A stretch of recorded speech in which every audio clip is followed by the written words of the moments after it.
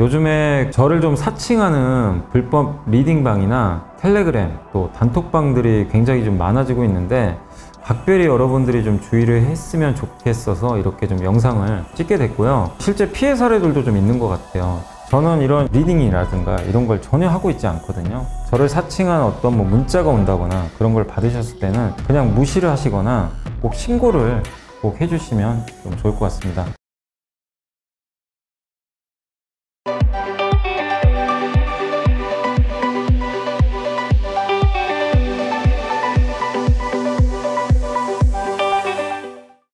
네, 안녕하세요. 염승환 이사입니다. 오늘 2024년 2월 26일 시장 함께 읽기 시작하겠습니다. 자, 오늘은 증시가 좀 흔들렸는데 오전에 나왔던 그 기업 밸류 프로그램 그 부분이 조금 이제 시장에선 좀 실망스럽게 잡힌 것 같아요. 그래서 좀 주가가 아쉽게 움직였고 아직 장은 끝난 건 아닌데요. 증시는 약간의 실망 매물을 이제 출회시켰다라고 봐주시면 좋을 것 같습니다. 일단 오늘 보고서 내용은 이런 기업들이 있고요. 밸류 프로그램도 한번 정리해 드릴게요. 일단 이제 오늘 그 탄산 리튬, 그러니까 리튬이 그 중국의 감산으로 요새 가격 오르거든요. 그래서 공급 이슈가 좀 있고 한국전력 엄청난 실적을 냈고요. 그다음에 유한양행, KTNG가 사장이 바뀌나 봐요. 그래서 좋은 내용이고 효성 첨단 소재, 코스메카 코리아, 인그루드랩 실적 나왔고 엔비디아나 이런 이제 기업들의 실적도 있었는데 인텔 얘기가 좀 들어가 있고요. 이승우 이제 연구원님이 적어주셨고 유럽의 산림 벌채 규정 이거 저도 이제 처음 듣는 내용이거든요. 네, 고무에 긍정적인 것 같습니다. 천연 고무나 이제 고무에서 우리나라에서 금을 소유가 있죠. 그리고 하나에어로스페이스, 하나시스템, 보령, 그 다음에 제조업 사이클 좋아질 것 같고 한국이 낫다. 또 월간 반도체 이제 매월 써주는 시는 하이투자 송명석 연구원님 자료까지 소개를 해드리겠습니다. 일단 이제 보고서 보기 전에 오늘 가장 중요한 이슈는 이제 요거니까요. 요거부터 좀 말씀을 해드리면 이제 가장 대표 기업 중에 하나가 하나금융지주 또 현대차죠. 주가가 이제 낙폭을 많이 줄이고 있습니다. 현대차도 아침에 급락했다가 다시 리바운딩 나오고 있는데 일단 한번 내용 소개를 해드리면 이제 밸류 프로그램은 한마디로 이제 코스피 코스닥 상장 기업 전체를 대상으로 하고요.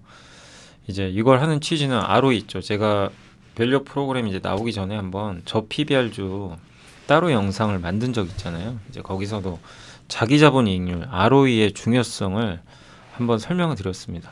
근데 자기 자본 이익률을 높이는 방법은 그러니까 여러분이 갖고 있는 1억 가지고 1년에 내가 10% 이익 내면 1,000만 원, 20%면 2천만 원이잖아요. 그게 ROE거든요. 그러니까 올리는 방법은 돈을 많이 벌면 돼요. 아니면 밑에 분모인 자본을 줄이면 됩니다. 자본을 줄이는 제일 좋은 방법은 주주 환원하면 돼요. 주주들한테 돈을 돌려주면 자기 자본 이익률을 계산할 때 밑에 분모가 작아집니다. 그럼 값이 커지겠죠. 네. 근데 이제 정부가 원하는 건 이제 그런 너무 주주 환원이 낮기 때문에 이걸 좀 높이자라는 취지인 것 같고, 근데 다만 이제 이번 정책의 특징은 강제성이 전혀 없어요. 그러니까 금융부위원장이 뭐라고 했냐면 참여 안 해도 된대요. 여러 개 안 되는 기업 그래 하지 마 이거예요. 그러니까 이제 그게 좀 아쉬운 거죠. 좀 강제성이 들어가길 원했는데 인센티브도 지금 아직은 뚜렷하게 확정된 게 없어요. 표창장 준다. 아니, 표창장 주는 걸로 뭐가 되겠습니까? 그죠? 기업들이 움직일까요? 아니, 그러니까 정부의 취지는 저는 이제 이해는 하는데 표창장만으로는 좀 너무 약한 것 같고 코리아 밸류업 지수도 만들고 모범 납세자 선정 우대 이런 것도 있는데 사실 그거보다는 진짜 혜택 주는 거예요. 그냥 너 잘했네 공표해주고 그 다음에 세금 깎아줄게 배당 많이 줬네 비용 줄여줄게 이런 거라든가 기업들이 실제로 움직일 수 있는 그게 나와야 되는데 기업 밸류업 잘했다고 표창하는 것만으로는 좀 부족한 게 아닌가 그런 생각이 좀 들긴 하고요. 어쨌든 코리아 밸류업 지수도 올해 아마 9월까지 만들고 4분기에는 그걸 기초로 한 ETF까지 나옵니다. 그럼 이제 거기에 선정된 기업들은 뭐 연기금이나 이런 데서 매수가 들어가겠죠. 뭐 그런 것들은 긍정적이죠. 다만 그게 이제 근본적으로 기업들의 뭐 어떤 자발적인 그 어쨌든 주주 환원을 이끌어낼지는 좀 지켜봐야 될 것 같아요. 네. 그리고 최상목 이제 경제부총리는 상법 개정도 추진하겠다. 뭐 이렇게 얘기는 했는데 우리가 원하는 그 이사의 충실 의무, 이사가 회사만 위하지 말고 주주도 위한 예, 노력을 해라. 이제 그거를 법에 명시해 달라는 거죠. 그게 좀 바뀌어야 돼. 그거 바뀌면요 우리나라 지수는 그냥 3,000 넘어갑니다. 바로 넘어가요. 근데 아직은 그러니까 어디죠? 민주당에 이용우 위원이 2년 전에 발의를 했거든요. 근데 아직도 그냥 계류 중이에요. 좀 답답한 거죠. 그러니까 정치권에서 정말 이 뭐 밸류 프로그램도 좋은데 진짜 이 자본시장을 한번 바꾸고 싶으면 이 기울어진 운동장 바꾸고 싶으면 상법 개정하면 돼요. 근데 왜 안 하는지 모르겠어요. 예. 그러니까 뭐 적극적으로 이런 걸 나서서 국회의원분들이 하셨으면 좋겠는데 뭐 지금 2년 동안 계류되는 거 보면 뭐 적극성이 없는 거죠. 어떻게 보면 그게 좀 아쉽고 네, 그런 것들도 돼야 되겠고 그리고 이번에 어쨌든 구체적 계획도 좀 결여돼 있고 이 5월까지 세미나 더 해가지고요 구체적인 가이드라인은 발표한다고 합니다. 그리고 이번에 배당 분리과세도 들어가 있지 않은 건 좀 아쉽고 우리가 배당 투자하는 이유 중에 하나가 이제 안정적인 소득을 누리기 위해서인데 분리과세가 아니다 보니까 종합과세잖아요. 그러니까 이제 세금에서 좀 아쉬운 점이 있었던 거죠. 많은 나라들이 분리과세 하고 있는데 근데 그것도 이번에 언급이 전혀 없었고 네, 그래서 한국의 개인 투자 비중은 전 세계 1등이죠. 아시죠? 제일 높은데 대우는 형편없어요. 사실 개인 투자를 대하는 대우는 형편없고 제가 주말에도 자료 만들기 위해서 여기저기 회사 홈페이지들 막 들어가 봤거든요. 들어봤는데 IR 자료가 아예 0인 기업도 그러니까 IR 홈페이지는 있어요. 그럼 차라리 만들지 말든가. 자료가 없어요. 자료가. 그게 좀 아쉬워요. 예. 아니 IR 홈페이지를 만들어 놨으면 자료를 올려줘야 될 거 아니에요. 공시 말고 회사가 IR 했던 자료들 있죠. 뭐 아니면 이제 뭐 애널리스트들 불러다가 뭐 간담회를 했다든가 이런 것들을 미국은요 그냥 토시 하나 놓치지 않고 대부분 홈페이지에 공개를 해줘요. 무슨 대화가 오갔고 이런 것들 있죠. 이게 그냥 다 나옵니다. 근데 왜 한국은 안 하냐 이거죠. 네. 그런 걸 좀 해줘야 되는데 그런 거 없고 그러니까 이제 개인 투자자들하고 이 정보 비대칭성이 생기는 거죠. 예. 그게 좀 아쉽고 예. 어쨌든 뭔가 이번에 정부 정책은 뭔가 의미는 있어요. 이런 걸 이렇게 밸류 프로그램 한 게 뭐 어쨌든 앞으로 뭐 10년 할지 20년 할지 모르지만 뭔가 장기적인 방향성을 갖고 발표를 했기 때문에 그 자체로서 의미는 굉장히 큽니다. 당연히 안 하는 것보다 훨씬 나은 거고 다만 우리가 원했던 강제성, 구체적인 인센티브, 세금, 상법 개정 이런 게 없다 보니까 안 담겨 있다 보니까 아직은 뭔가 이게 좀 아쉬운 거죠. 그래서 좀 시장은 실망할 수밖에 없는 그런 상황입니다. 그래서 첫 술에 배부르진 않겠지만 장기적으로 한번 기대는 해보시되 좀 시간은 길게 보셔야 될 것 같아요. 아시죠? 그리고 우리가 찾아야 될 거는 더더욱 기업 이제 정부 정책이 이거거든요. 강제성은 없어요. 그러다 보니까 스스로 바꿀 수 있는 그런 기업들이죠. 이런 걸 뭐 찾아내는 수밖에는 없는 것 같고 더더욱 좀 힘들어졌습니다. 그리고 마지막으로 좀 이제 기업들한테 당부드리고 싶은 거 우리나라 재벌 기업들 많잖아요. 제가 현대차를 띄워놨지만 현대차는 바뀌는 것 같아요. 어쨌든 몇 년 전부터 소액주주 가치를 올리기 위해서 주주환원도 하고 배당 수익률 꽤 높죠. 예, 그러니까 완전히 등한시하진 않아요. 뭐 여기에 뭐 반대 의견이 있으신 분도 계실 수 있지만 현대차가 자사주 매입, 소각, 또 거기에 배당 이런 것들, 예, 그리고 뭐 여러 가지 데이터들도 공유를 하고 있고, 예.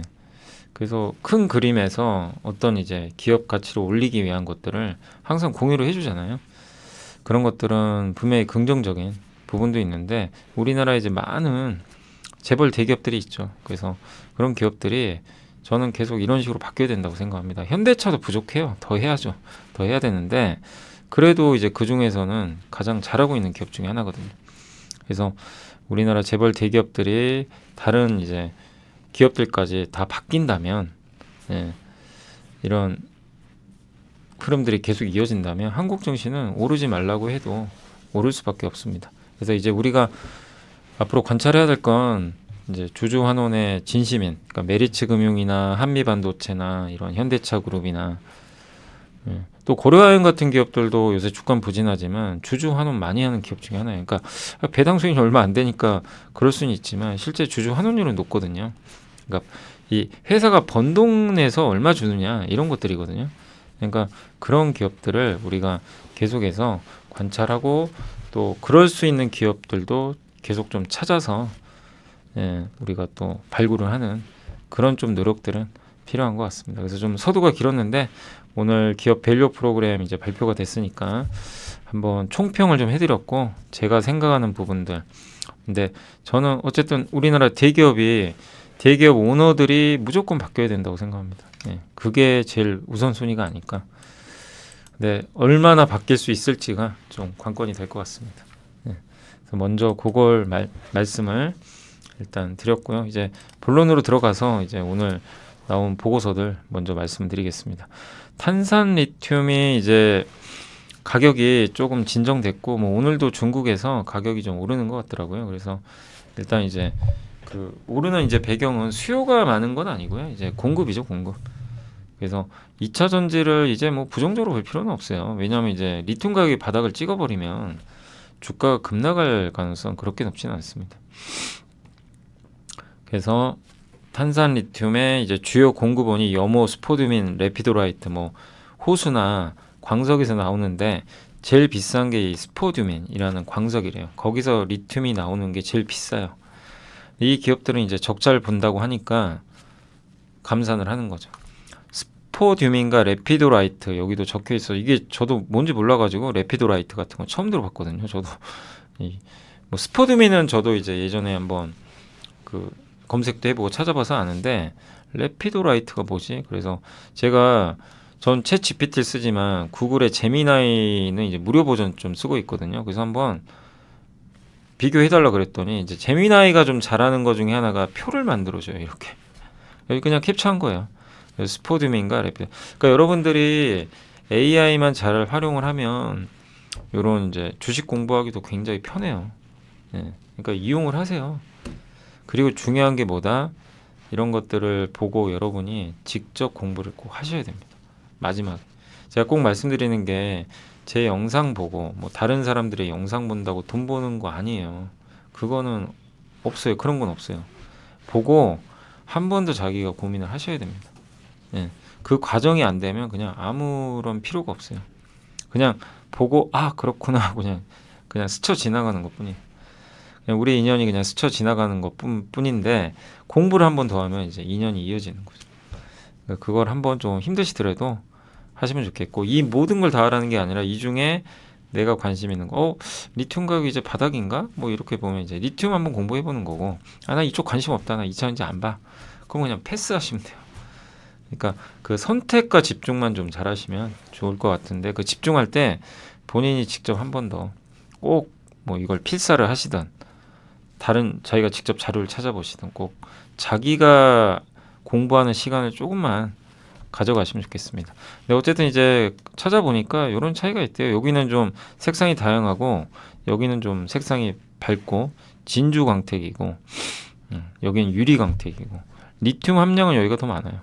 네, 그래서 주요 리튬 광물. 근데 이건 이제 채굴 비용이 좀 비싼 편이죠. 근데 호주나 이제 중국계 기업들이 지금 이제 어렵다 보니까 감산을 하고 있다고 합니다. CATL의 뭐 리튬 강산 여기도 가동을 안 하고 있대요, 지금. 근데 이제 10만 위안선이 붕괴되고 감산은 본격화됐고, 다만 수요가 부족하기 때문에 아직은 뭐 그런다고 해서 가격이 쉽게 막 급등하지는 않고요.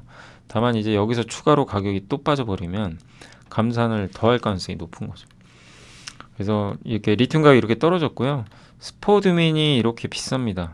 염호가 제일 싸요. 근데 염호는 좀 어쨌든 이제 그 비용 자체는 뭐 적은 편이긴 하죠. 근데 이제 저거 이제 염호 같은 거 뭐 증발도 하고, 이제 이거 아마 회수하는 시간이 오래 걸릴 거예요, 아마 염호가. 요게 좀 단점이 호수에서 이거 증발시키잖아요. 그래서 아마 회수 기간이 좀 오래 걸린다는 단점은 있는 것 같고요. 아무튼 재고가 이렇게 많고요. 요 탄산 리튬 가격이 파란색인데 스포듀민이 회색이에요. 그러니까 회색 같은 경우 지금 파란색과 거의 붙어 있죠. 그럼 스포듀민으로 만들어 봐야 돈을 못 벌어요. 그나마 레피도라이트는 조금 이익인데 여기서 리튬 가격이 또 떨어져 버리면 적자 보는 거죠. 예. 그래서 이제 감사는 이제 시작될 가능성이 높다. 그러니까 리튬 가격에는 좀 긍정적이지 않겠냐. 이렇게 조금 보셔도 좋을 것 같고요. 한전이 놀라운 실적을 냈습니다. 그래서 대부분의 애널리스트 분들이 목표 주가 올렸고요. 영업이익이 기대치를 크게 상회했고요. 가격 올린 데다가 S&P 이제 전력 구매 단가라 그러죠. 저런 이제 발전소 뭐 다른 이제 한전이 의무적으로 뭐 이런 발전소 같은 민간 발전소나 이런 데서 전력 구매해 주거든요. 예. 그럴 때 저 단가인데 저게 떨어지면 한전의 원가가 줄어드는 거죠. 그래서 그게 1분기에도 예상보다 좀 낮은 수치고 천연가스나 원유가 원재료죠. 전력 발전 이제 발전할 때 그 가격도 떨어지고 있다고 합니다. 그래서 24년 영업이익 전망치를 4.3조 원 상향을 했고요. 올해 아마 12조 원 정도 벌 걸로 예상을 하고 있습니다. 까먹을 때도 왕창 까먹지만 이제 한번 돌아서면 많이 벌어요. 독점 기업이다 보니까. 그래서 올해 아마 배당 가능한 금액은 1.3조 원 정도로 예상을 하고 있고 일본의 도쿄전력 PBR이 0.48배인데 한전이 0.38배 정도 되거든요. 그 정도는 가지 않겠냐 보고 있는 것 같습니다. 중요한 건 이제 이 회사는 공기업이죠. 그러니까 이번 밸류 프로그램에도 공기업도 포함이 되는데 공기업은 정부가 좌지우지할 수 있잖아요. 어떻게 보면. 그러니까 의도적으로라도 공기업은 푸시를 할 수도 있어요. 그러니까 민간 기업에 대한 강제성은 없어요. 전혀 없습니다. 근데 공기업은 정부가 너 안 해?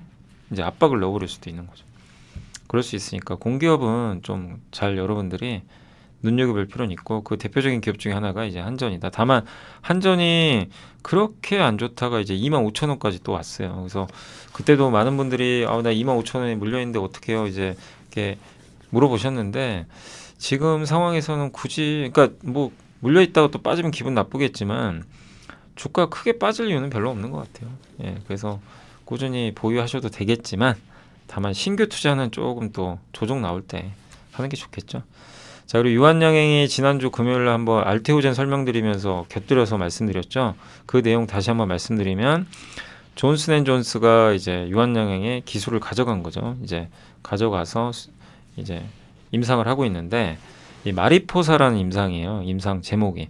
그래서 유한양행과 오스코텍이 만든 게 레이저 티닙, 그 다음에 아미반타마 요 두 개를 합친 거예요. 합쳐서 폐암 치료제를 만들었고 임상 중입니다. 임상 3상.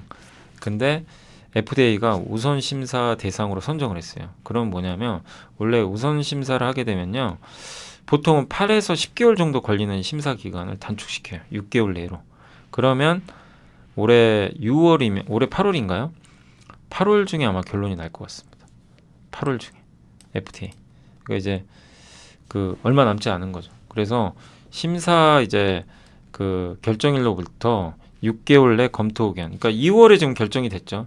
예, 우선 심사로. 그래서 6개월 지나면 8월.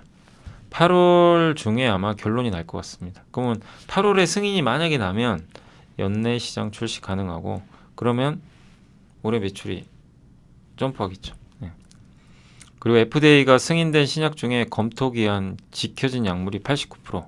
그러니까 10개 중에 9개 신약은 날짜를 어쨌든 이제 지켜서 발표를 해줘요. 그러니까 올해 8월에 유한양행에 아마 중요한 이벤트가 생길 것으로 보여지고 승인될지 안 될지는 그건 뭐 우리가 결정할 건 아니고 FDA가 결정하는 거죠.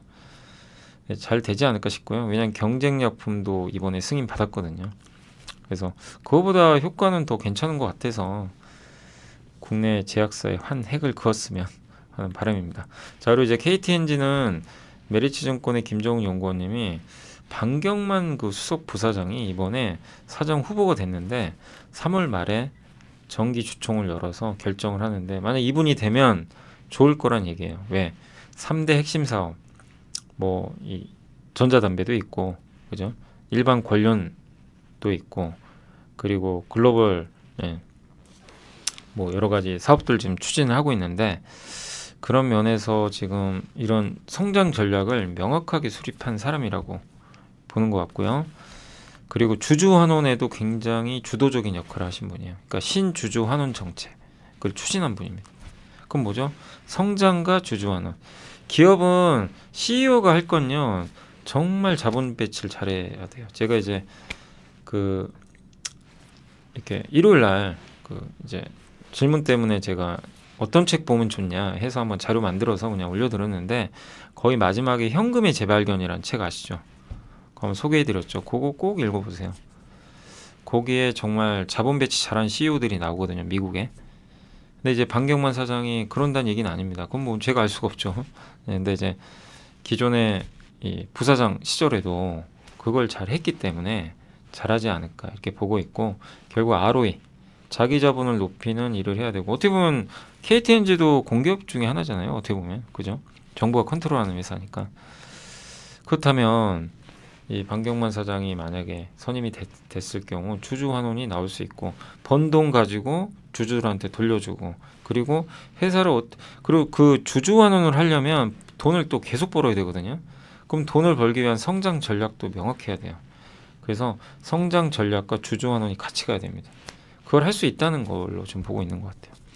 그래서 만약에 그렇게 된다면 지금 9년 만에 아마 그 바뀌는 것 같긴 하거든요. 그래서 이런 부분을 본다면 저는 상당히 좀 이 KTNG 주가에 장기적으로 긍정적으로 작용하지 않을까 이렇게 판단을 좀 하고 있습니다. 그래서 한번 잘 눈여겨보세요. KTNG도 눈여겨보시고 이분이 실제 사장으로 되는지 그리고 사장 후에 어떤 정책을 펼쳐주는지 요게 아마 주가를 결정하지 않을까. 그래서 이제는 우리가 투자할 때 CEO도 항상 잘 봐야 된다라고 말씀을 드리겠습니다. 그래서 그런 내용 좀 말씀드렸고 사실 메리츠 금융지주가 제일 그걸 잘했잖아요. 그래서 그런 걸 KTNG도 이제 많이 더 보여준다면 우리나라 기업들도 따라갈 수 있는 거니까 중요한 이슈인 것 같아요. 효성 첨단 소재 윤재성 연구원이 하나증권에 목표 주가 유지했고요. 일단 본업이 타이어 보강제, 타이어 코드라고 하는데 이게 좋아진대요. 요새 타이어 시장 좋죠. 교체형, 신차형 다 괜찮습니다. 공급은 제한적이고 그래서 올해 이제 이쪽에서 수익성이 좋아질 것 같고 탄소 섬유가 좀 문제인데 이게 좋았다가 판가가 좀 떨어져가지고 좀 안 좋았죠. 중국 업체들이 좀 들어오나 봐요. 그래서 관건은 탄소 섬유가 가격이 잘 방어되는지 요걸 좀 봐야 될 것 같습니다. 그리고 효성그룹이 기존 지주사인 효성을 인적 분할하는 겁니다. 그래서 새로운 지주사를 설립하겠다라는 계획을 발표했다고 하는데 근데 어쨌든 이제 다른 걸 떠나서라도 이렇게 계열 분리하는 과정에서 확실한 건 효성 첨단 소재와 효성 화학이 분리돼요. 그건 뭐냐면 효성 화학 지금 상황이 안 좋죠. 적자에다가 자금 지원 이슈 막 이런 게 있었잖아요 한때. 그럼 이제 효성 첨단 소재 주주분들이 우려하는 거, 효성 화학으로 자금이 자꾸 나가면 어떡하냐, 계열사 지원으로. 근데 그 이번에 분할을 하게 되면 이제 그런 우려는 해소된다라고 보고 있는 것 같고 또 인도가 모터라이제이션 이게 뭐냐면 사람들이 이제 그냥 자동차나 이제 오토바이 같은 모빌리티 기기를 이제 많이 이용하는 거죠 제품들을. 우리나라는 또 그때 언제죠? 90년대에 막 마이카 시대 열렸잖아요 한번. 이제 약간 이제 그런 거랑 비슷하다고 보시면 되겠는데 그러면 자동차나 전동화 제품, 오토바이 수요가 늘겠죠. 그러면 결국 타이어 수요는 늘어나고 인도 내 타이어 코드 수입 물량 중 베트남산이 72%인데 베트남 공장에서 생산된 제품이 효성 첨단 소재 거예요. 그래서 점유율이 꽤 높은 편입니다. 인도 내 점유율이 90%. 뭐 압도적이죠 거의. 그래서 인도의 이런 빠른 성장세는 긍정적이지 않겠냐. 아직은 이제 저가 타이어 시장이니까 타이어 코드가 아직 비중 자체가 높진 않지만 이제 인도도 바뀌겠죠.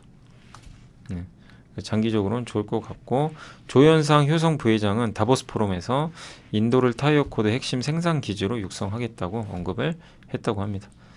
그래서 베트남에서 수입하는 게 제일 많고요. 인도의 승용차 앞으로 더 늘어나겠죠. 줄진 않겠죠. 그리고 타이어 판매 중국이 이렇게 늘어나고 있고요. 업황도 좋아지고 있다. 단 탄소 섬유가 좀 개선되는 모습이 나와야 주가 밸류가 올라가지 않겠냐. 그래서 일단 바닥은 나온 것 같은데 탄소 섬유의 좀 회복도 조금 필요할 것 같습니다.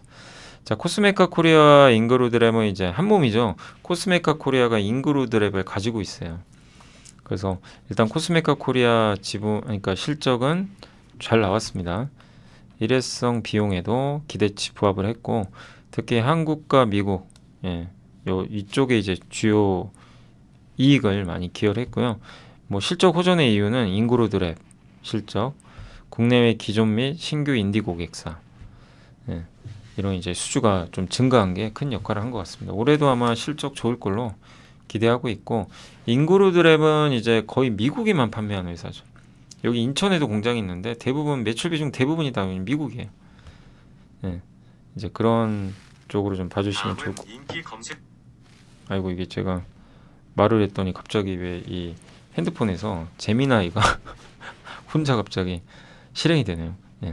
아무튼 그리고 이제 인그루드랩 같은 경우도 실적이 잘 나왔고, 그 경영 성과급 발생하고 또 로열티 수익도 좀 반영이 돼서 그런 것들이 이제 일회성이잖아요, 어떻게 보면. 근데 그런 거 제외해도 104억으로 분기 최대. 근데 좀 시장 기대에 못 미쳤는지 오늘 주가 빠지더라고요. 또 그동안 많이 오른 것도 있었고. 그리고 올해 영업이익 385억으로 크게 증가할 걸로 보고 있고, 특히 무엇보다 하반기부터 이제 OTC, 저게 뭐냐면 이제 처방의약, 그러니까 그 이제 FDA가 승인한 시설에서 생산하는 걸 의미하거든요. 그러니까 미국에서는 화장품도 일부 제품은 FDA가 승인을 해줘야 돼요. 그 승인 시설을 갖고 있어요. 그 중에 이제 하나가 선 제품, 선케어 있죠. 선크림 같은 거. 그러니까 미국에서 선크림이 이제 수요가 많은데 이미 FDA 승인을 받은 회사죠. 그래서 그런 것들에 대한 실적 가시성이 높아질 걸로 보고 있습니다. 양사 모두 다 좋은 실적을 내줬고, 다만 오늘 빠지는 건 굳이 저렇게 빠질 이유가 있는지는 잘 모르겠어요. 그래서 오히려 좀 기회가 되지 않겠나. 인그루드랩의 장기 성장은 뭐 계속 이어진다라고 판단을 일단 하고 있습니다.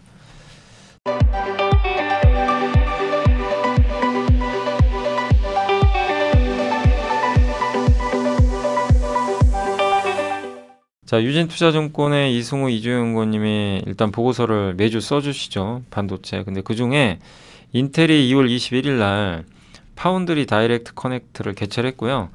저기 인텔 CEO가 2030년까지 세계 2위 되겠다, 파운드리. 삼성 입장에서 이제 좀 공격을 당하는 입장이죠. 그래서 언론 종합하면 아마 마이크로소프트의 자체 AI 칩 마이아 100에 대한 아마 수주를 받은 걸로 나와 있고요. 지난 50년간 산업혁명을 주도한 거는 석유죠. 근데 이제는 누가 주도하죠? 실리콘, 반도체를 의미하는 거고, 지나 러먼도 미국 상무장관도 실리콘을 다시 실리콘밸리로 가져와라. 뭐냐면 반도체 제조 공급망은 아시아에 있어요. 동아시아, 한국, 대만, 일본, 중국 이렇게 돼 있는데 이거를 미국으로 가져오라는 얘기죠. 그래서 그 천병 역할을 할 거는 인텔이라고 언급을 해버렸어요. 파운드리 점유율. 그래서 아마 최근 이제 미국의 글로벌 파운드리에 15억 달러 보조금 지원을 해줬고, 인텔에도 아마 보조금을 지급할 걸로 예상을 하고 있습니다. 그러니까 이런 이제 미국의 적극적인 지원은 삼성한테는 좀 부담이죠. 인텔과 싸워야 되니까. 그러니까 TSMC도 쫓아가야 되는데 인텔도 쫓아오고. 그러니까 삼성의 숙제가 많은데 삼성이 어쨌든 좀 아쉽죠. 요새 존재감이 많이 없어요. 근데 이제 절박함을 가지고 삼성이 또 이런 걸 잘 극복해낸다면 기업 가치는 올라가겠죠. 과연 TSMC와 인텔의 중간에 껴서 얼마만큼의 성과를 낼지가 관건이 될 것 같고, 분명한 건 인텔의 공격은 시작됐고 그 뒤에는 미국 정부가 있습니다. 이걸 얼마나 효과적으로 인텔이 또 확대할지는 지켜보시고, 뭐 분명 우리가 알 수 있는 건 인텔 수혜주는 수혜를 받겠죠. 인텔이 투자할 때. 그런 기업들도 잘 봐야 될 것 같고요. 그 다음에 이제 유럽이 산림 벌채 규정을 한대요. 그러니까 이게 뭐냐면 EUDR이라는 용어를 쓰는데 코코아, 커피, 대두, 팜유, 목재, 고무, 같이 이거 다 나무에서 나오는 거죠, 대부분. 그러니까 산림 벌채에서 그거 만들지 말란 얘기예요. 그러니까 앞으로 아마 올해 말부터로 제가 알고 있는데 여기 내용을 보니까 EU로 수입하는 모든 회사가 제품에 대한 산림 벌채가 없음을 증명을 해야 된대요. 그럼 산림 벌채가 없다는 거는 EUDR에 정의된 산림 벌채, 또 산림 황폐화가 발생하지 않은 토지에서 생산된 제품을 의미한다고 합니다. 예. 그래서 이게 이제 기후 변화에 대비하기 위한 목적 중에 하나고 2023년 6월 29일 EUDR을 채택을 했고요. 올해 30일, 그러니까 12월 30일 날 공식적으로 발효가 된대요. 예. 그럼 25년 6월 30일부터 소규모 수출업체까지 적용이 된다고 합니다. 그럼 이제 규제가 시작돼요. 실제. 지금 이제 계도 기간이에요. 예. 그러면 이제 앞으로 EU에 수출을 하거나 이럴 때는 우리 산림 벌채 안 했습니다. 증명을 해야 된대요. 예. 그럼 만약에 요건을 미충족하면 상품 판매 금지, 압수하거나 이걸 만약에 규정 안 지키면 압수하거나 매출의 4% 이상 과징금 부과, EU에서 발생하는. 기업들의 반응은 어떠냐? 미쉐린, 타이어 회사죠. EUDR에 천연고무 포함시키는 것을 지지한다. 네슬레도 코코아 커피에 대해 완전히 산림 벌채가 없는 것을 목표로 하겠다. 유니레버도 산림 벌채 없는 공급망을 목표로 한다. 천연고무 생산 국가는 약간 반대 입장인 것 같아요. 말레이시아 입장에선 고무의 17%를 유럽으로 수출하는데 청원서를 제출했다고 합니다. 우리 이러면 수출하기 어렵다. 인도네시아도 이제 고무의 14%를 유럽으로 수출하거든요. 그래서 타이어 업체들은 고무 가지고 만들죠. 그래서 인도네시아에 요청을 하는 거죠. 산림 벌채에서 하지 마라. 이럴 수도 있다는 거죠. 그래서 천연고무 이제 고무 나무에서 나오니까 생산 비용 증가에 대한 부담이 확대될 수 있다. 그리고 옛날에 이제 이미 시행은 하고 있지만 인권보호 정책 하나 있잖아요. 여기 위구르 강제노동 방지법. 이거 시행하면서 폴리실리콘과 면화. 그게 신장 위구르 지역에서 많이 생산이 되는데 저거 이제 규제 들어가 버렸죠. 그래서 폴리랑 면화 공급 부족으로 가격이 급등했고 지금도 중국산보다 비중국산이 가격이 훨씬 비싸요. 저 정책 영향인 거죠. 그래서 이 부분은 천연고무 시장에 영향을 좀 많이 줄 것 같다. 이런 것 같고요. 그래서 단기적으로는 이제 올해 말에 발효를 앞두고 있어서 천연고무를 이제 확보하려는, 그러니까 고무 확보하려는 움직임이 나올 것 같고, 그 다음에 중장기적으로는 천연고무 재배업장의 비용이 늘어나니까 공급은 줄고, 그래서 고무 가격이 올라가겠죠. 그러면 천연고무 가격이 올라가면 그 대체제인 합성고무 가격도 오른다는 내용이죠. 그럼 뭐죠? 이거는 결국 금호석유한테 좋은 거죠. 예.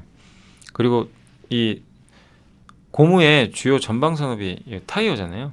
타이어도 아까 효성 첨단 소재 내용처럼 여기 그런 내용 들어가 있죠. 네. 그래서 수요도 괜찮을 거예요. 그러니까 수요는 늘면서 공급은 줄어드는 그런 사이클을 보고 있는 것 같습니다. 실제 천연고무 가격 오르고 있고요. 네슬레의 산림 벌채 모니터링 시스템 도입 그거고 EUDR의 적용을 받는 국가들과 해당 품목을 비교했다고 합니다.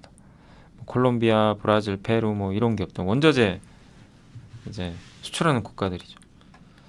그래서 대상 품목은 소고기도 있고요. 코코아, 커피, 팜유, 대두, 목재, 고무 이런 것들이 들어가 있으니까 참고하시고 일단은 이게 만약에 시행이 돼서 고무 가격이 오르면 당연히 금호석유한테 수혜가 되지 않겠냐 이렇게 좀 판단을 하고 있습니다.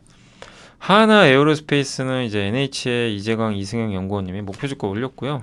실적이 정말 잘 나왔습니다. 그래서 지상에서 움직이는 무기들 있죠. 요 방산 매출 기준으로 7년치의 수주 잔고를 갖고 있고요.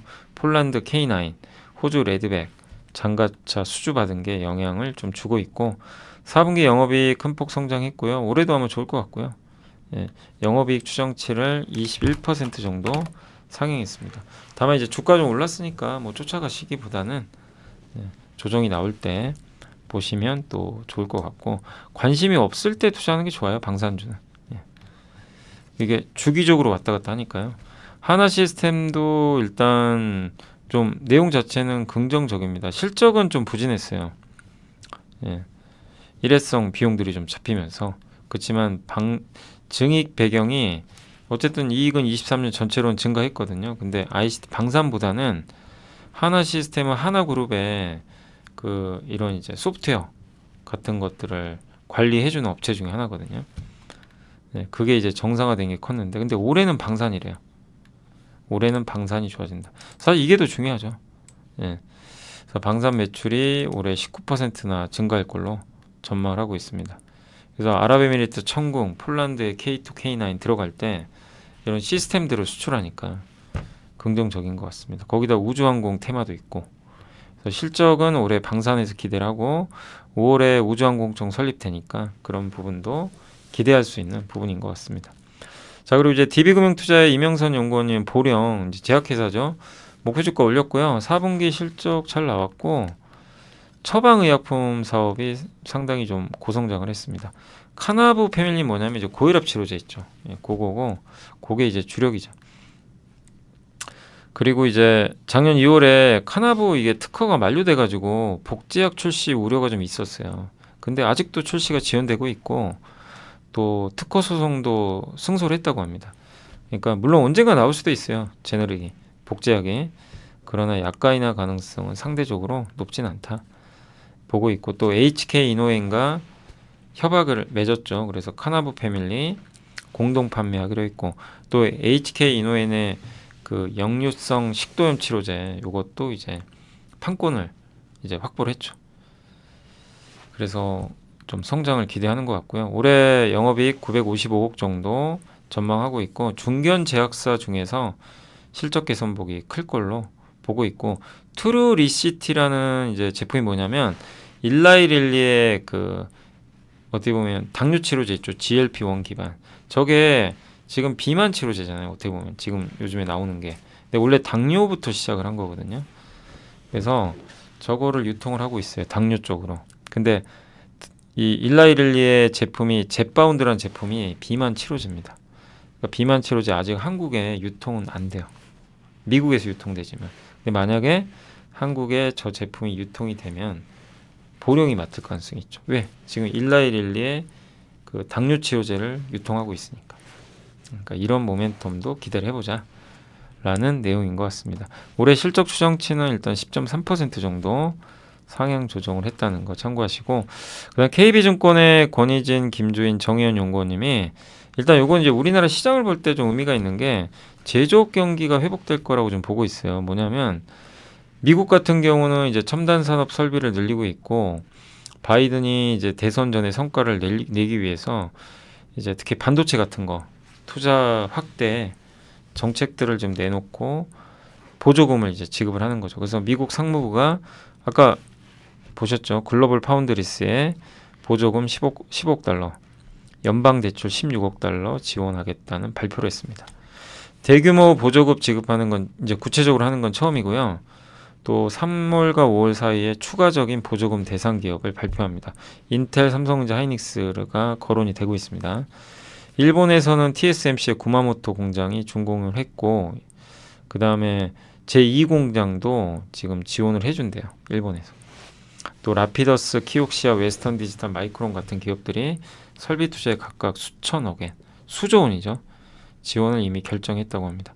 또 태국은 전기차 배터리 생산하는 기업한테 현금 인센티브 줘서 공장 건설비 한 최대 절반까지 돌려준다고 합니다. 이 얘기는 뭐예요? 많은 나라들이 설비 투자를 한다는 얘기죠. 그리고 재고가 좀 많이 줄었어요. 그래서 미국 같은 경우는 그동안 소비가 이끄는 재고 확장 사이클이 좀 있었는데 이제 그게 강하게 전개되지는 않을 것 같다. 왜냐하면 일단 이 그러니까 재고가 좀 줄어들었기 때문에 상품 수요가 일부 발생은 하지만 소비가 엄청나게 뭐 이렇게 구조적으로 막 올해도 막 급격하게 증가하고 이런 사이클은 아니잖아요. 예. 그렇지만 어쨌든 재고가 좋은 거 맞아요. 그 소비가 좀 주춤하더라도 재고가 적기 때문에 재고를 쌓으려는 움직임이 나오고 있죠. 예. 그래서 뉴욕 필라델피아 연방은행에 2월 제조업 설문조사 했는데 그 지수가 올라갔습니다. 이거는 어쨌든 주문이 들어온다는 얘기죠. 그래서 제조업 수주와 생산에 대한 기대. 한마디로 우리 한국은 제조업 사이클이 돌아와야 좋아지는 거죠. 그래서 글로벌 산업 생산 터닝하고 있고 각국의 설비 투자 내용들이고요. ISM 제조업 지수와 주문 재고 스프레드. ISM 제조업 지수가 검은색인데 요 약간 파란색은 주문에서 재고 뺀 거예요. 이게 올라간다는 건 뭐죠? 주문이 더 많다는 얘기죠. 주문에서 재고 뺐는데 값이 커집니다. 주문이 많이 들어온다. 재고가 줄고 주문이 늘어난다는 얘기죠. 저게 좋을 때 한국 증시가 좋았어요. 그러니까 작년에 보세요. 23년부터 돌리고 오르죠. 네. 한국 증시는 이거에 비하면 좀 부진한 거죠. 그래서 저런 흐름을 보면 우리나라 증시는 우호적이지 않을까. 그리고 글로벌 PMI 지표 이것도 돌아서고 있습니다. 그러니까 많은 지표들이 좀 좋은 쪽으로 가고 있고요. DB금융의 강영기 연구원님도 우리 한국 시장 괜찮을 것 같다. 올해 중반 미국이 금리 인하하면 달러의 악세 전환 가능성이 높고요. 유럽의 금리 인하는 미국보다 느릴 거고, 그러면 이제 달러는 상대적으로 약해지겠죠. 유럽은 늦게 금리를 낮추니까. 그럼 유로화는 더 강하겠죠. 유로화가 강하면 달러는 약해지죠. 그리고 한국 주식시장, 아까 그 얘기예요. 한국 주식시장이 그 펀더멘탈이 순환적인 저점에서 반등할 것 같다. 제조업이 돌려야 됩니다. 그러면 생산자가 재고를 극도로 줄였을 경우 더욱 바쁘게 움직여야 되는데, 아까 제조업 지표 보셨죠? PMI 지표 보면 순환적인 저점, 요게 반등할 가능성이 높아졌다. 근데 실제로 이미 돌아서고 있어요. 이런 지표들 보면, 그죠? 그래서 요것도 당연히 긍정적이고, 마지막으로 이제 중국의 경기 부양책이 진행 중인데, 그동안 말로만 했다면 이제는 금리를 세게 인하해 버렸습니다. 그리고 미국이 금리 인하를 하면 중국이 금리 인하하기가 편합니다. 그래서 코스피 지금 2670은 이제 2년 전에 상단이에요. 그러니까 굉장히 거기가 무거운데, 이를 돌파하면 이제 안착할 가능성이 높고 시장이 신뢰를 하는 거죠. 근데 오늘은 이제 밸류 프로그램에 대한 실망 때문에 좀 밀려버렸죠. 아무튼 중국과 연관성 높은 주식들 주요 공략 대상으로 보자는 그런 내용이라고 참고해 주시면 좋을 것 같습니다. 그래서 한국 증시가 오늘 비록 이제 밸류업 때문에 좀 실망한 부분은 있지만, 그걸 제외한다면 제조업 경기, 그러니까 이런 지표들은 되게 좋아요 지금. 그러니까 증시를 나쁘게 볼 이유는 없습니다. 다만 이제 위가 조금 막혀 있는 거죠. 자, 하이투자의 송명석 연구원님이 반도체 매월 자료를 써주시는데, 오늘 뭐 자료도 괜찮습니다. 그래서 지역별 IT 수요 현황이 좀 아쉬운 게, 최근 좀 삼성전자 주가 부진한 건 이런 이유 때문인 것 같아요. IT 수요가 조금 꺾였어요. 1월에 미국 마이너스 5.5, 중국 마이너스 2.8 꺾였죠. 중국과 미국. D램 수요 증가율은 그래도 올해 올렸습니다. 왜? HBM 때문에. AI PC는 올해보다 내년에 성장할 걸 보고요. 그럼 내년에 이제 AI PC가 성장을 하면 메모리한테는 좋겠죠. 메모리 용량이 올라가요, PC. 그 다음에 마이크로소프트는 이제 윈도우 12의 새로운 스타트 버튼 있죠. 키보드에 윈도우 버튼 있죠. 요거를 코파일럿. 이제 챗 GPT가 접목된 거죠.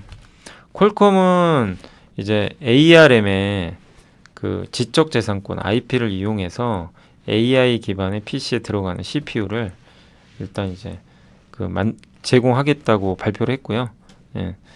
아마 올해 하반기부터 AI PC 붐을 이끌지 않겠냐 이렇게 보고 있고, 다만 이제 본격적인 성장은 AI PC는 25년부터로 좀 판단을 하고 있습니다. 스마트폰은 중국의 재고가 좀 증가해서 판매량보단 출하량이 많아서요. 재고가 좀 늘고 있다. 그건 조금 우려되는 상황이고, 서버는 좀 괜찮아지는 것 같아요. 12월 집계치보다 지금 조금 더 서버 투자가 상향 조정이 됐고, 그 다음에 이제 24년도에 HBM 탑재 GPU 및 AI 서버 출하 증가율이 무려 136%. 서버용 HBM, 그러니까 HBM에 들어가는 GPU 있죠. 요거랑 AI용 서버 출하 증가율이 올해 무려 136% 정도 된다라고 이렇게 나와 있고요. 전체 서버용 HBM 출하 증가율도 아마 이게 181%일 거예요. 왜 이렇게 돼 있죠?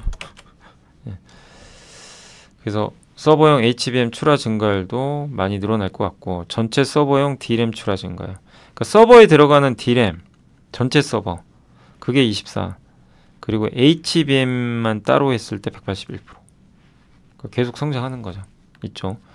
그리고 HBM의 주도권은 하이닉스가 우위고요. 엔비디아로부터 SK하이닉스가 마이크론이 선수금 받았는데, HBM3는 차세대 버전입니다.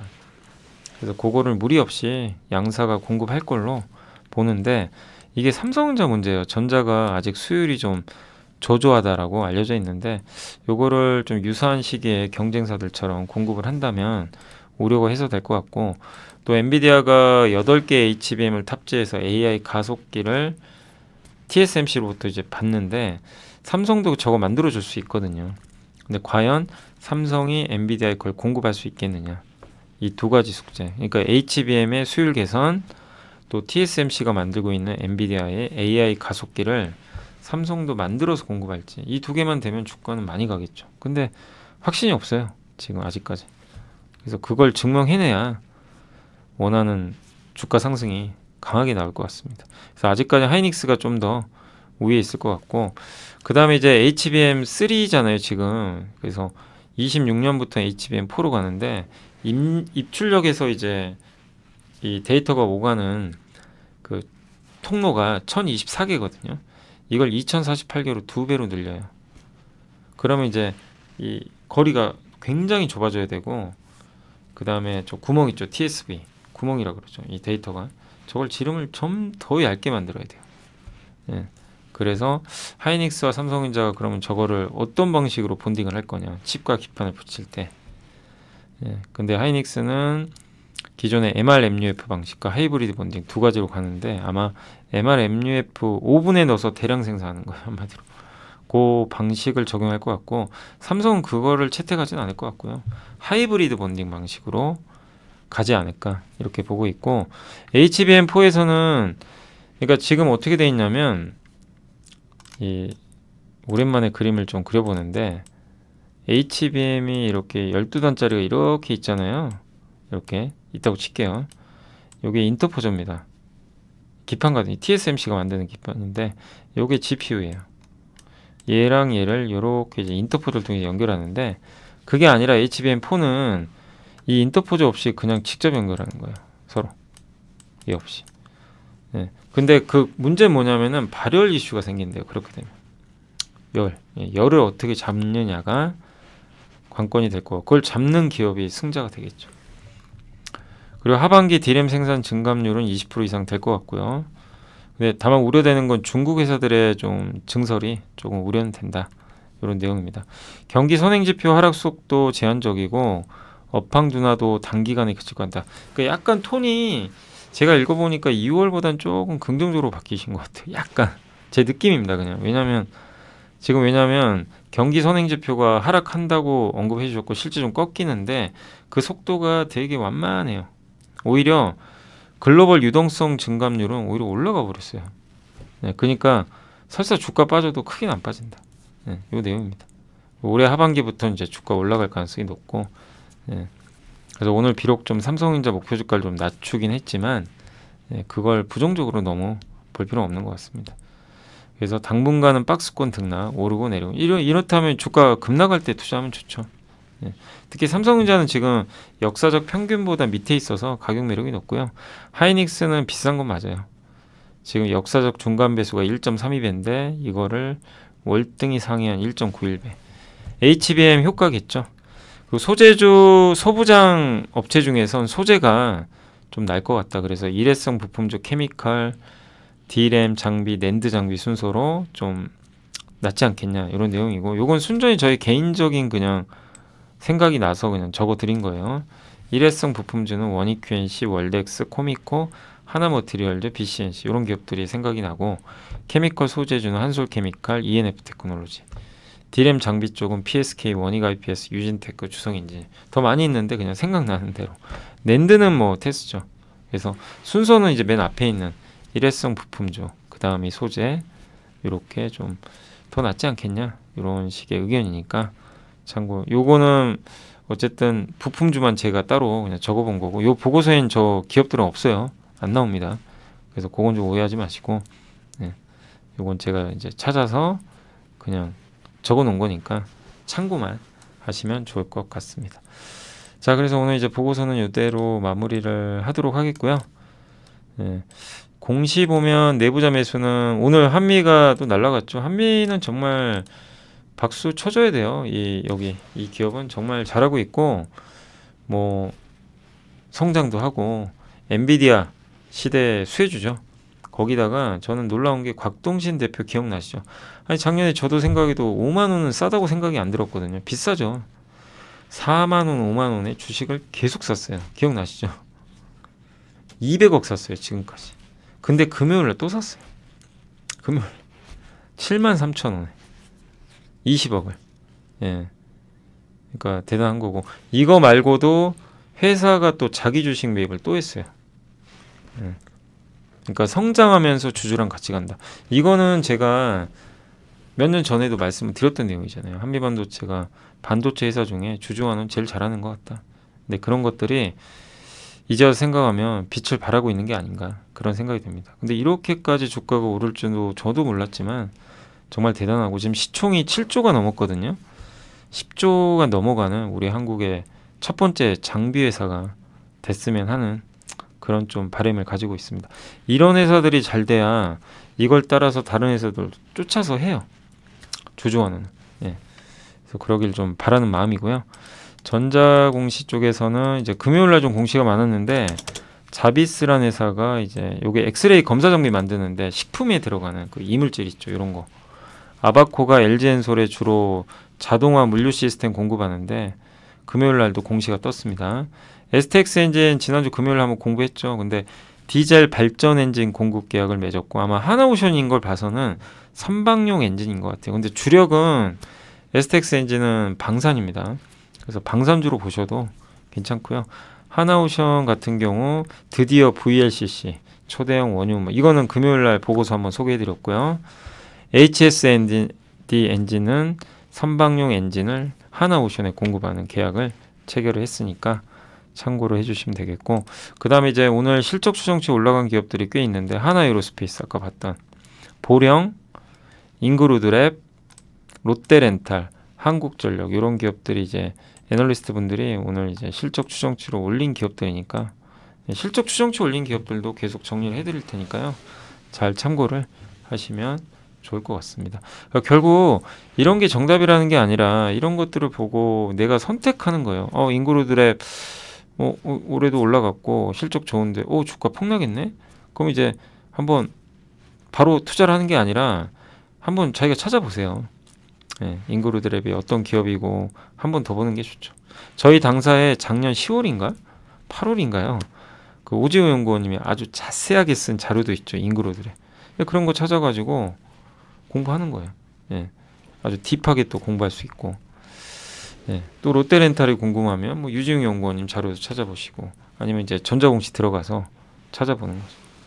예, 그래서 이런 것들을 활용해서 여러분 걸로 꼭 하나 정도만 만들어 가시면 좋을 것 같습니다. 자, 그래서 이제 공시까지 다 해드렸고, 아직 시장이 안 끝났거든요. 그래서 3시 반에 끝나니까 제가 시장 마감하면 또 정리 한번 해드리도록 하겠습니다. 네, 이제 시장 거의 마무리 한 5분 남았는데요. 이제 바로 말씀드리겠습니다. 오늘 어쨌든 주식시장은 조금 아쉽게 마무리가 됐고요. 물론 이제 아까 장중에 급락했었거든요. 2630까지. 근데 많이 회복은 됐습니다.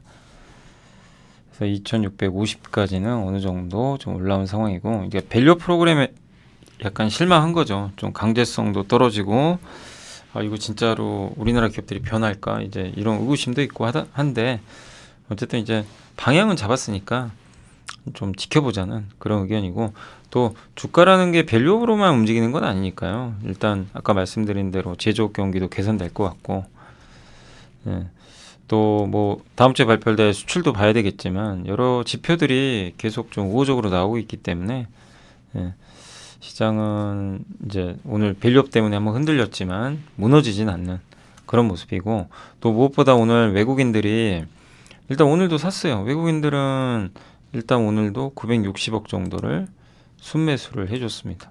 그러니까 외국인들이 지금 떠나지 않고 있다는 것도 상당히 좀 긍정적인 부분이 아닌가 이렇게 보여집니다. 특히 오늘 아침에 외국인들이 그 전기전자 위주로 팔았는데 오후에는 전기전자 위주로 또 매수를 하면서 분위기가 좀 바뀐 것도 긍정적인 특징이 아닌가라고 말씀을 드리겠습니다. 오늘 일단 섹터로는 건설기계 업종이 오랜만에 좋았고요. 여기에 뭐 테라사이언스라는 회사가 있어서 그런 것 같고요. 뭐 엄청 좋았다 이건 좀 아닌 것 같고, 전기가스는 이제 한전이 5%나 주가 급등한 게 일단 긍정적으로 작용을 했습니다. 그리고 2차 전지도 오늘 일부 기업들 LNF가 좋았는데, 여기 뭐 자이글이 급등하다 보니까 그런 것 같고 2차 전지가 다 좋지는 않았습니다. 임플라트 쪽은 오늘 메타바이오메드, 오스테오닉, 레이, 그러나 이제 뭐 덴티움이나 디오 같은 기업들은 뭐 그렇게 크게 오르진 못했고, 면역 항암제 요새 바이오 쪽 좋죠. 그래서 오늘 뭐 앱클론, 매드팩터, 유한양행 이런 기업들의 주가는 오늘 괜찮았던 것 같습니다. 그리고 리튬 관련주에서는 오늘 엔캠, 뭐 강원에너지 이런 기업들의 주가가 좀 급등했고요. HBM 관련주 중에서는 오늘 QRT가 급등을 했고, KC텍, 뭐 한미반도체, 이오테크닉스 이런 기업들의 주가도 상당히 좋았던 것 같습니다.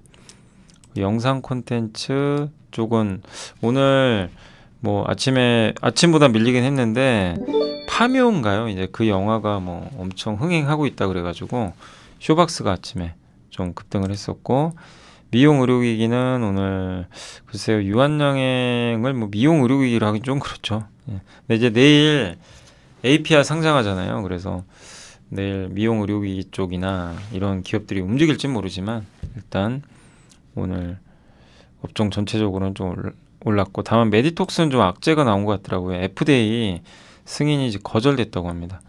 근데 그게 이제 서류가 미비했다 그러더라고요. 그러니까 뭐 문제가 있다 꼭 이런 거보다도 서류 미비로 주가가 오늘 좀 충격을 크게 받았다. 그래서 이제 보완해서 다시 한다고 하는데 안 된 건 아니지만, 어쨌든 서류 미비로 인해서 FDA 승인이 거절되고 미뤄지는 건 당연히 악재가 될 수밖에 없죠. 그래서 또 조정 기간이 조금 길어질 수밖에 없는 그런 상황으로 좀 봐야 될 것 같습니다. 다만 이제 회사 측에서 또 어떤 식으로 얘기를 할지 좀 더 지켜보시면 좋겠고, 아마 서류를 또 갖춰서 FDA 승인 신청을 다시 하지 않을까 이렇게 판단을 하고 있습니다. 그리고 풍력에너지 쪽은 풍력주가 오늘 오른 거는 아니죠. 예, 그죠. 뭐 CS윈드가 1%도 오르진 못했어요. 엄밀히 따지면 풍력주가 올랐다고 좀 보긴 어렵고, 반대로 지주회사 쪽은 그냥 오늘 다 급나가는 그런 흐름이 나왔습니다. 이 밸류 프로그램에 대한 어쨌든 실망이에요. 시장이 실망을 한 거죠. 바이오 시밀러 쪽에서는 역시 알테오젠의 주가 상승이 굉장히 좋았고, 오늘 엔터주도 오랜만에 괜찮았습니다. 다만 아직까지는 뭐 급등하기 좀 어렵고요. 뭔가 모멘텀이 나올 때까지는. 그 외에는 좀 부진했고, 오늘 보험사들 뭐 급락을 했고요. 백화점, 뭐 한마디로 밸류 프로그램 때문에 올랐던 기업들이 있죠. 오늘 충격을 다 받았습니다. 근데 이걸로 끝은 아니에요. 예. 이 기업들이 이제 재평가를 지금 받는 과정이고, 다만 이제 이 기업들 중에서 옥석 가리기 해야 되겠죠. 진짜 주주환원 잘하는 기업, 안 하는 기업으로 나눠지지 않을까 그렇게 판단을 하고 있습니다. 오늘 대부분 급락한 건 다 그쪽입니다. 저 PBR 관련주. 그래도 오늘 현대차가 조금 낙폭을 좀 줄이긴 줄였어요. 아침에는 많이 빠졌는데 이거는 그나마 좀 다행스러운 부분이긴 한데요. 어쨌든 저 PBR 관련주 대장주예요. 대장주가 일단 살아있다는 건 긍정적이지 않나. 다만 이제 더 올라가기 위해선 뭔가 모멘텀이 필요한데 그건 없다 보니까 좀 정체될 것 같고, 현대차 주주분들은 내일 종가까지 주식 갖고 계셔야 됩니다. 배당 받고 싶으시면 우선주도. 그래서 만약에 연말 배당 받고 싶으신 분들은 내일까지 갖고 계셔야 되고요. 난 배당 안 받겠다 그럼 내일 파셔야 돼요. 아시죠? 왜냐하면 주주 이제 그 확정을 합니다. 배당을 줄지 안 줄지. 그래서 그거 잘 결정을 하시고, 그건 뭐 꼭 받아야 됩니다 안 받아야 됩니다는 다 다른 게, 예를 들면 나는 배당금이 예를 들면 2천만 원 이상 나올 것 같다. 은행 이자랑 합쳐서. 그럼 금융소득 종합과세 들어가요. 세율이 엄청납니다. 최대 49%까지 나와요. 원래 배당소득세 15%인데. 예.